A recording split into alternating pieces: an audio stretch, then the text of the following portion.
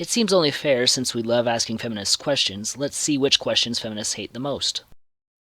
As a feminist writer, my inbox is jam-packed with questions and comments about the work I do, and as much as I love to open up a respectful and passionate dialogue about feminism and its merits, I find that the emails start to get repetitive. After the 100th message about how I should be a humanist instead of a feminist, I feel like punching my computer screen. Really. Fair enough. I would agree that that is a horrible, non-persuasive talking point I have seen many non-feminists and anti-feminists use.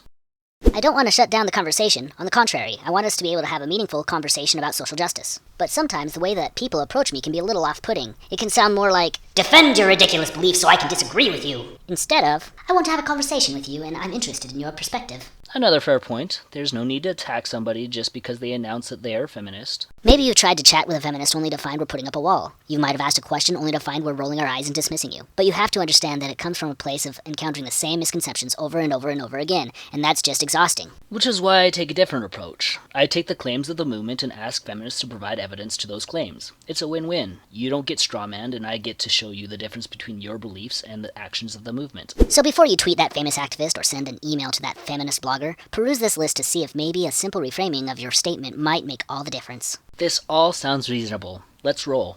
Can you teach me? Otherwise I'll never learn. This is a question you get? I can think of so many better questions than this. Well, alright. My biggest pet peeve is when people come to me expecting that I'll take the time to educate them about an issue that they don't know about. As much as I'd like to do this for each and every person that approaches me, the reality is that I don't have the energy, the time, nor is it my responsibility to inform each and every person that wants me to. Suggestion? Canned responses. When a feminist asks, "Why do you hate women?" There's a can for that. When a feminist asks, "Why are you against equality?" There's a can for that. When a feminist asks, "Why are you threatened by powerful women?" Yes, there's even a can for that. It's especially frustrating because when people ask me to educate them, they seldom have made the attempt to educate themselves. If the only way you'll think you'll learn about feminism is by harassing me on Twitter, you should refamiliarize yourself with Google. Proving that we are oppressed is not the responsibility of the folks who are already facing oppression. You cannot prove a negative, and of the examples feminists like to give of oppression, there is a male equivalent or a list of oppressions men face too. Challenging a claim is fair game. Maybe you're asking because you respect me, find me interesting, or want my perspective in particular. If that's the case, show me that you're coming into this with a commitment to learn, and that you value my time and energy. Instead, seek out articles, books, and resources online about feminism on their own time. Express a genuine interest in doing the work yourself. I think I have probably read more feminist works than many feminists themselves. I am far from ignorant when it comes to the subject of feminism. Perhaps you can say, "I heard Bell Hooks is a great feminist writer. Do you have a favorite by her?" Or, "Everyday Feminism seems like a great website. Would you recommend it?" The answer, by the way, is yes. But please, if we don't respond, move on. Don't harass someone just because they don't feel like taking on the burden of being an educator. Sometimes it's not about an education. Sometimes it's about challenging a claim made and why the majority would be complacent in such bigotry. The fewer the labels, the better. As for the question at hand, I agree. It's a dumb question and should never be asked. Why call yourself a feminist? It's exclusive. You should call yourself a humanist or an equalist. Or nothing at all. While I do agree that feminism is definitely exclusive as per evidence and not just feel-good speech as feminists say, I actually already know the answer to this question. But if you want a quick answer to this, just say, because I believe in rape culture, a discriminatory wage gap, patriarchy, and Bigfoot. Oops, how did that get in there? Lucky you. Everyday Feminism already has a quick article on this very topic.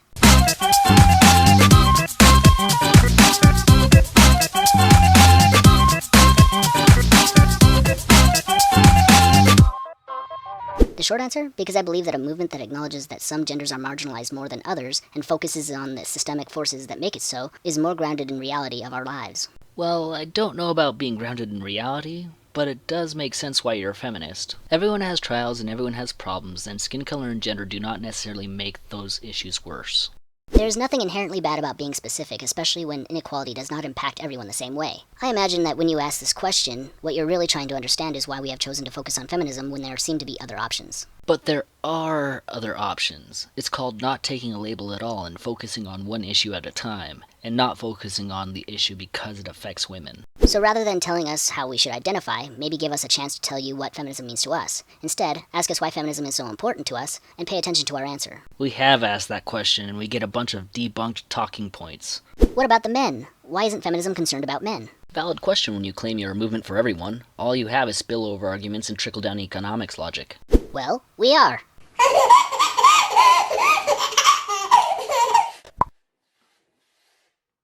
Feminists have written extensively on the impact that sexism has on men, and many of the issues we fight for are issues that men have a stake in as well. Because when men have issues, feminists write an article if we're lucky. When women have issues, they actually petition and lobby for laws that target men and ignore that women take up extra space with their bags.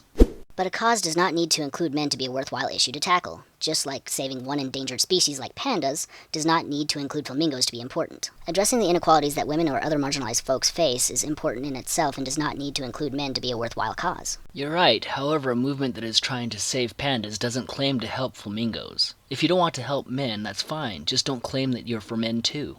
When you say, what about the men, each time we're trying to address a problem, it starts to feel like you believe the lives and struggles of men outweigh the struggles of other marginalized folks in comparison. Which, is exactly why we need to focus on gender minorities. Contrary to popular belief, being against sexism does not mean you hate men. No, the question comes up because feminism makes the claim that it's for men too. And when all you hear is trickle-down economics logic, you quickly realize that it's all talk and no action. Instead, don't derail the conversation. Listen to feminists when they talk about causes that matter to them. Or how about you stop making false claims that you can't back up? Then you don't have to worry about the what about the men question. Be mindful of the privilege that you have that might compel you to prioritize the concerns of men over other genders. Oh, you mean that same privilege feminists ignore that women have? I'll add that to my white guilt I'm supposed to feel for Adam and Eve eating that bloody apple. And if there's a cause that you are passionate about, organize and do something about it. I'm trying to form a support group for male survivors of sexual assault, you might say. Do you know any organizations that might be able to help? You may find that feminists are some of your best allies. Then again, maybe not.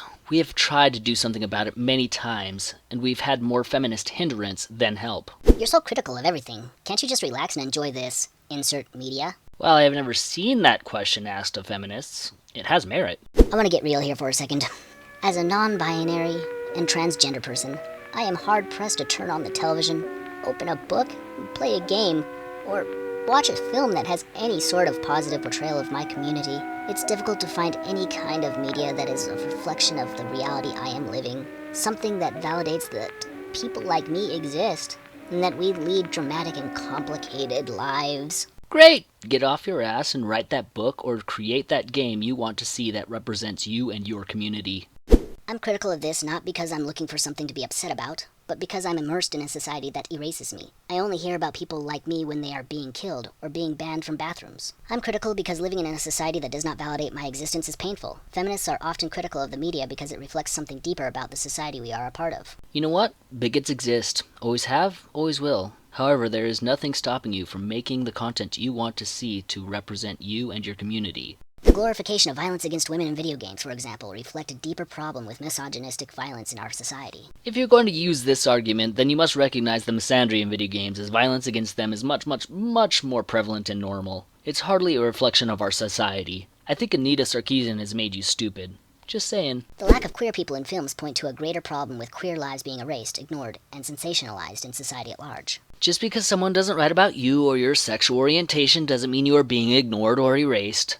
Please make the film that you feel best represents queer lives. The lack of positive representations of people of color can deeply impact the ways that young children of color see themselves. Are you really going to make me go through positive representations of people of color? Oh, you are. Well, I can keep talking so I can keep flashing pictures, but I don't think people have an hour to spend just looking at pictures. If young children aren't seeing themselves through this long list of people I can drudge up with only 5 minutes of research, then I don't know what to tell you except... What you just said is one of the most insanely idiotic things I have ever heard. Everyone in this room is now dumber for having listened to it.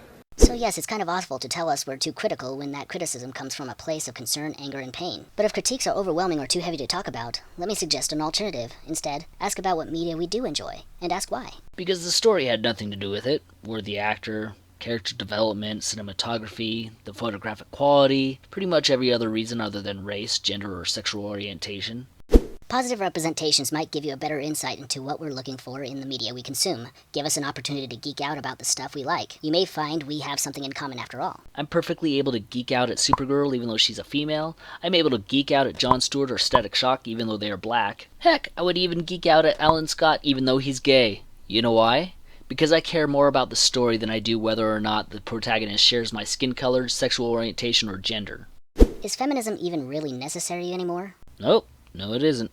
Imagine, if you will, a time that you worked incredibly hard on something. Maybe it was an Eiffel Tower made of toothpicks, and it took hundreds of hours to construct. Now imagine if I came up to your Eiffel Tower of toothpicks, kicked it over, and said, "You wasted your time." I would be an ass. You would be angry with me, and you would be justified. An analogy is a comparison between two domains. We use our knowledge about the structure of a base domain to explain or make predictions about the structure of a target domain. Because of the structural similarities we know of, we make the prediction that, in this case, the relation G exists in both domains. Of course, this needs to be tested, but we have a basis for making the prediction. The worst analogy I have ever seen in my life. Telling feminists that something they passionately believe in is unnecessary invalidates the enormous amount of work that they have been doing. Just because something is passionately believed doesn't invalidate goals and work you want to accomplish. One is not related to the other. Maybe from your perspective, you've not encountered the adversity that feminists have described. Oh, now we start assuming. But many people still experience inequality, and it's not a secret. Marginalized folks have been writing, speaking, and protesting for decades. And when you have all the rights, there's nothing left to fight for. The movement becomes unnecessary. Broadening the term so it stays relevant is a bit silly. Instead of invalidating our struggles, ask what led to us identifying as a feminist. Why are you a feminist, you might ask? What sorts of causes are you passionate about? Make an effort to learn about what circumstances and struggles might lead someone to identify with feminism. And remember, just because you haven't personally experienced what they're describing, it does not mean it doesn't exist. We know why people identify as feminists. They say they believe in equality, but it's so much more than that. I wish the folks who emailed or tweeted me realized that behind the online persona, I'm a human being. I think it's worth remembering the golden rule: treat others the way you want to be treated. I love having conversations about feminism and inequality, yes, really, but only if the person I'm having that conversation with is willing to do their homework, respects my perspective, and understands that our experiences may be different. Remember, no one is obligated to converse with you. I have done my homework. Trust me. Feminism is found wanting. We have our inboxes flooded with messages like yours all the time. We are not required to entertain you or debate with you if we don't want to, especially when so many resources on the internet exist that could just as easily answer your question. Similarly, if someone with a boombox came up to you and demanded that you have a rap battle, or someone shoved a sandwich in your face and demanded that you eat it, there is no law that says you must oblige. No one is saying you are obligated, and the answers on the internet that exist oftentimes have been refuted. Pointing to a debunked source isn't much of an answer now, is it? But if you approach us respectfully and you frame your comments in a way that is engaging, we may just surprise you. And even when we approach you respectfully, we are met with such vitriol you can make hilarious videos on the responses feminists give.